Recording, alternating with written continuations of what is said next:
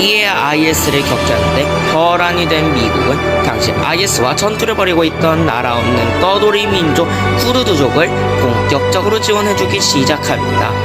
각종 최신 무기와 탱크, 장갑차까지 미국의 지원을 받으며 시리아 민족은 줄여서 SDF를 창설해 IS를 격퇴하기 시작.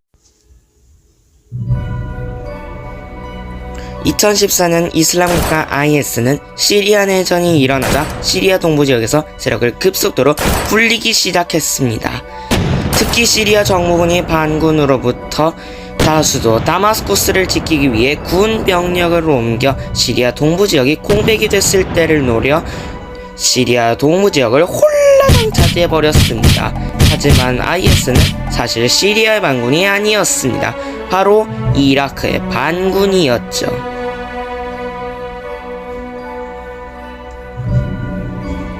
사실 IS는 알카에다의 이라크 지부 조직에서 시작되었으나 IS가 막무가내로 행동하자 알카에다는 IS에게 지적질을 했고, 이에 IS는 불만을 내뿜으며 알카에다와 교전을 벌이게 됩니다.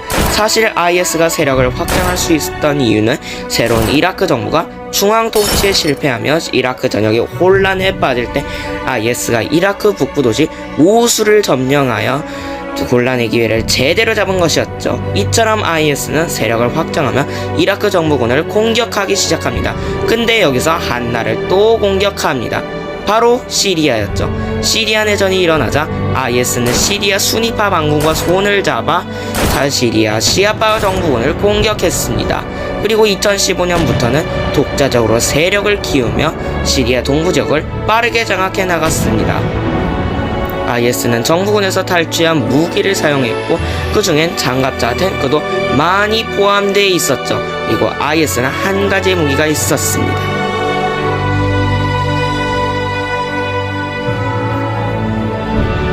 바로 잔인함이었죠.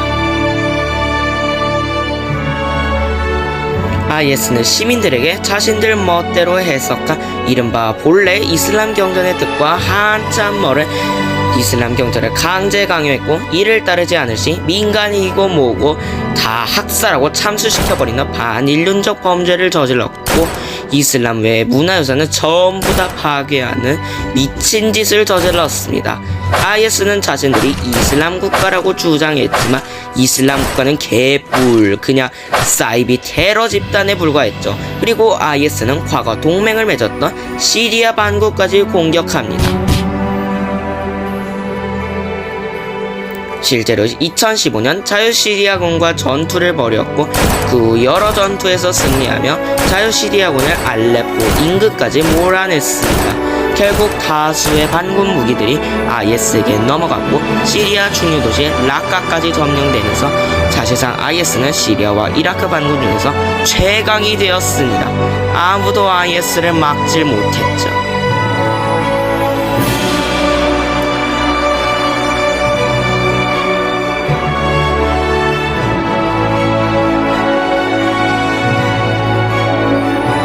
이에 IS를 격추하는데 혈안이 된 미국은 당시 IS와 전투를 벌이고 있던 나라 없는 떠돌이 민족 쿠르드족을 본격적으로 지원해주기 시작합니다.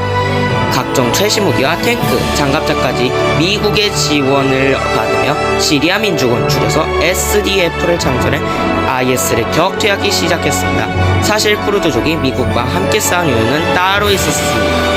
쿠르드족은 자신들의 독립국 건설에 미국이 큰 도움을 줄 수 있다고 생각했기 때문이지. 그리고 미국은 군대를 직접 투입을 꺼려했는데, 마침 쿠르드족이 IS와 싸우자 미국 입장에서는 IS와 대신 싸워줄 수 있는 파트너였죠. 그래서 미국은 미군과 탱크, 각종 최신 무기까지 지원해주며 전폭적으로 밀어줬던 겁니다.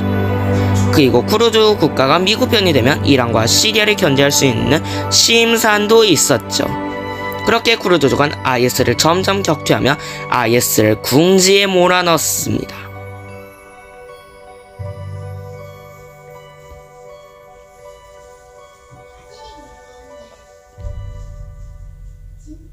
그렇게 쿠르드족은 미국의 지원으로 시리아 동부 지역을 장악하고 시리아 영토의 무려 30%를 점령했습니다.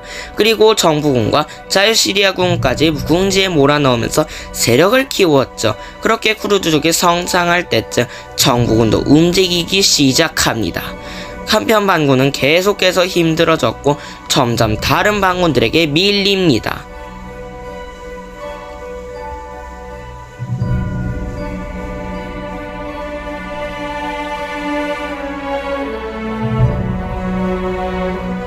사실 자유시리아군은 다양한 반군 연합체이기 때문에 언제가 분열될 수 있었는데요.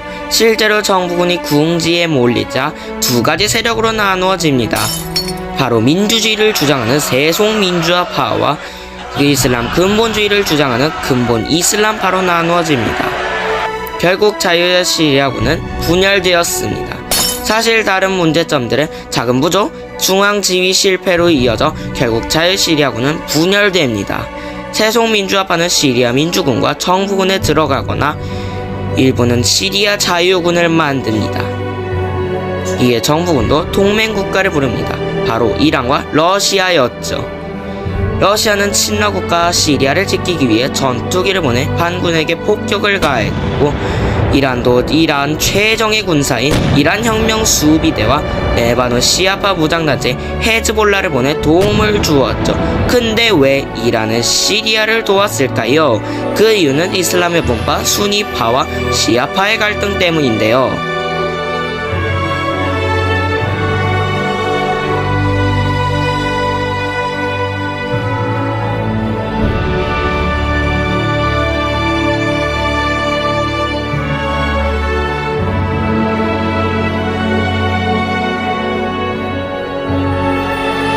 사실 수니파와 시아파는 같은 이슬람 뿌리지 거의 원수입니다. 이란은 시아파이고 사우디는 수니파인데요. 시아파가 압도적으로 적은 상황에서 이란은 영향력을 키우기 위해 시아파 벨트를 추진합니다. 이란부터 시작해 이라크, 시리아, 레바논을 하나로 잇게다는 시아파 확장 계획이었죠. 그러기 위해서는 시리아 시아파 정권을 적극적으로 밀어준 겁니다. 뭐 어떻게 보면 자기 편을 밀어준 거나 다름없죠. 사실 이란의 오랜 수건을 이루기 위한 계획의 일부라고 해야 될까요?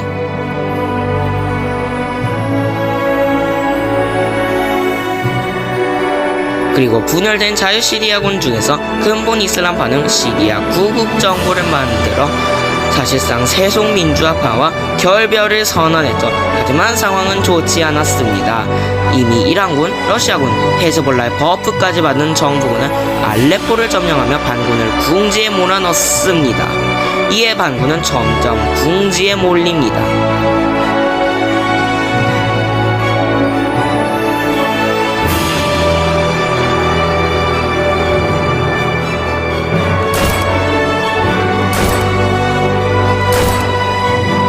그리고 세력이 이미 분열된 반군은 제대로 싸움을 할 수 없었고 전투에서 계속 패배해 시리아의 북부 도시인 이들리브까지 밀려나게 됩니다. 그리고 정부도 나뉘어졌으니 반군은 점점 사기가 떨어졌고 정부군에게 항복하는 반군도 점점 많아졌습니다.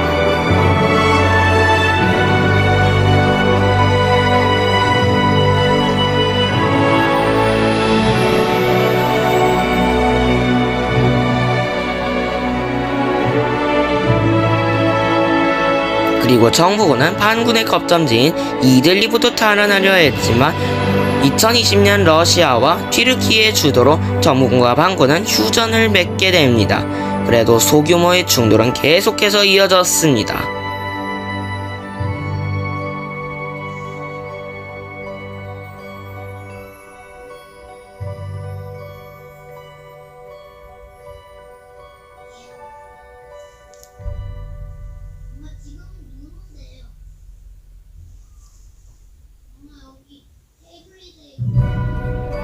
그리고 쿠르드족은 미군이 2019년 IS가 지도장에서 완전히 사라지자 철수했고, 이를 노린 튀르키예는 기회를 놓치지 않고 시리아 쿠르드족을 공격했습니다.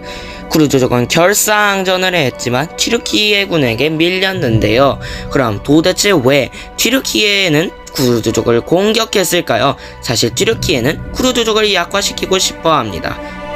근데 시리아 쿠르드족이 세력이 커지자 거슬릴 수밖에 없는 겁니다.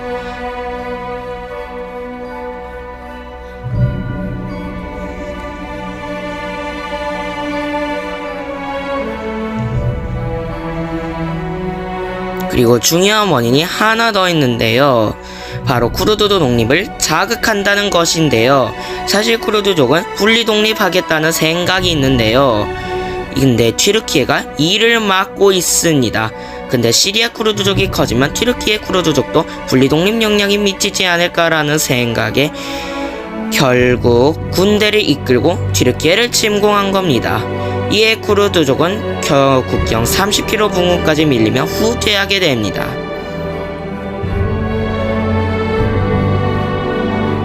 그렇게 휴전이 찾아온 시리아는 평화가 온 듯 싶었지만 다시 전운에 휩싸이게 됩니다.